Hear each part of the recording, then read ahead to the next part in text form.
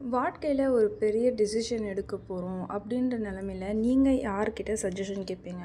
இல்லப்பா நான் யார்கிட்டயும் சஜஷன் கேட்க மாட்டேன். நானே ஒரு 4 நாள் உட்காந்து யோசிச்சு, எனக்கு எது தோணுதோ அத தான் நான் எடுப்பேன் அப்படின்றவங்களா நீங்க? இல்ல எனக்கு எப்பவுமே வந்து என்னோட பார்ட்னர், இல்ல என்னோட சிஸ்டர், இல்ல என்னோட அப்பா தான் என்னோட டிசிஷன எடுப்பேன் அப்படின்றவங்களா? எதுன்னு சொல்லி கமெண்ட் பண்ணுங்க. இ இந்த சமயத்துல நான் ஒரு பெரிய டிசிஷன் எடுக்கணும்னு நெனச்சிட்டே இருக்கேன். பட் என்னால அது எடுக்கவே முடியல. ஒரே டயலமாலே போயிட்டே இருக்கு. எடுக்கலாமா? வேண்டாமா? அப்படின்னு சொல்லிட்டு.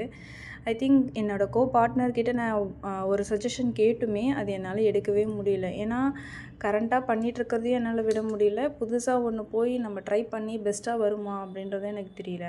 ஸோ நீங்க எப்படி அத பிளான் பண்ணுவீங்கன்னு சொல்லி கமெண்ட் பண்ணுங்க. அத வச்சு நான் என்னோட சஜஷன சொல்றேன்.